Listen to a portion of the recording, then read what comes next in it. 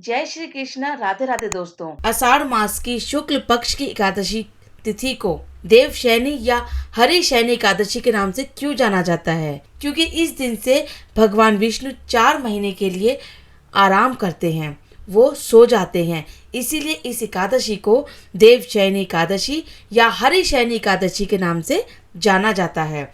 दोस्तों, इस बार देवशयनी एकादशी 29 जून को है। आपको इस वीडियो में बताऊंगी कि इस व्रत की कथा क्या है, इसकी पूजा विधि क्या है, शुभ मुहूर्त क्या है और साथ ही पारण का समय क्या है। देवशयनी एकादशी यानी कि देवताओं के शयन की एकादशी, यानी कि इस दिन से भगवान विष्णु और सभी देवी देवता योग निद्रा में चले जाते हैं, जबकि भगवान शिव का परिवार जागता रहता है। हिंदू धर्म में इस एकादशी का बहुत महत्व है।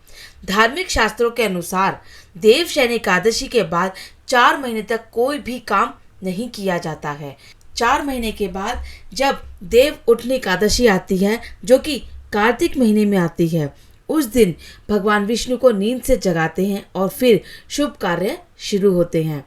इस एकादशी के बाद, देवशयनी एकादशी के बाद कोई भी शुभ कार्य नहीं किया जाता है।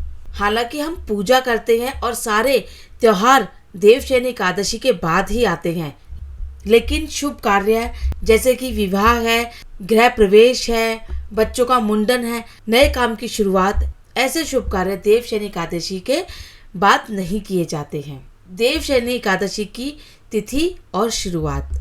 आषाढ़ शुक्ल देवशयनी एकादशी तिथि 29 जून 2023 सुबह 3:18 से शुरू होगी। इसका समापन 30 जून 2023 सुबह 2:42 पर समाप्त होगा।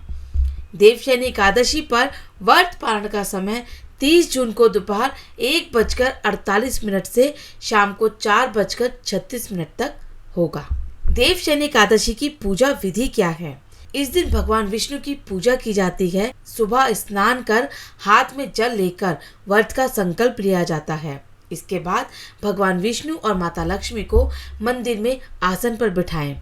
आसन आपको ध्यान रखना है, पीले रंग का बिछा होना चाहिए। इसके बाद भगवान विष्णु को चंदन का तिलक लगाएं, फूलों की माला चढ़ाएं और घी का दीपक जरूर जलाएं। एकादशी के दिन दान करने से पुण्य की प्राप्ति होती है और सभी मनोकामनाओं की पूर्ति होती है। इसीलिए सामर्थ्य व इच्छा के अनुसार आप दान जरूर करें।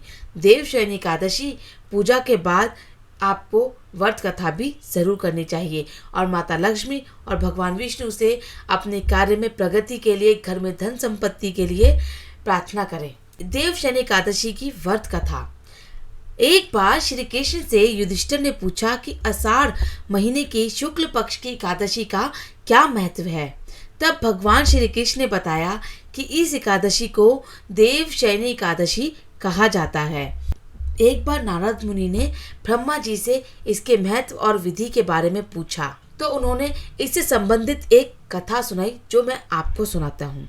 ब्रह्मा जी ने कहा कि इस एकादशी व्रत को पद्म एकादशी भी कहते हैं। जो इस व्रत की कथा को पढ़ता है, उससे भगवान विष्णु बहुत खुश होते हैं। देवशयनी एकादशी से शुरू होता है हरि भक्ति का चातुर्मास। ब्रह्मा जी बताते हैं, एक बार सूर्यवंश में एक महान प्रतापी राजा माधंता राज करते थे। वे अपनी प्रजा का पूरा ध्यान करते थे।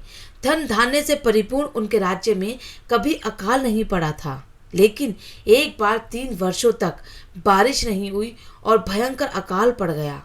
अकाल पड़ने के कारण प्रजा को काफी परेशानियों का सामना करना पड़ा। धन अनाज की कमी होने के कारण सारे धार्मिक कार्य बंद हो गए। जब राजा तक यह बात पहुंची तो जंगल में अंगीरा ऋषि के आश्रम में वह गए।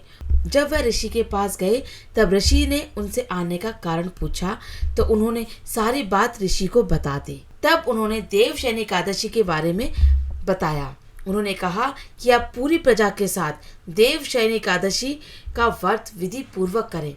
ऐसा करने से प्रजा को अकाल पड़ने से मुक्ति मिलेगी। तब राजा ने अपनी प्रजा के साथ यह व्रत किया। ऐसा करने से अकाल से मुक्ति मिली और राज्य के लोग फिर से संपन्न हो गए। दोस्तों, ये थी देवशयनी एकादशी की व्रत कथा पूजा विधि और पारण का समय और शुभ मुहूर्त। वीडियो पसंद आई हो दोस्तों तो कमेंट में जय श्री हरि विष्णु ज़रूर लिख दीजिए। धन्यवाद।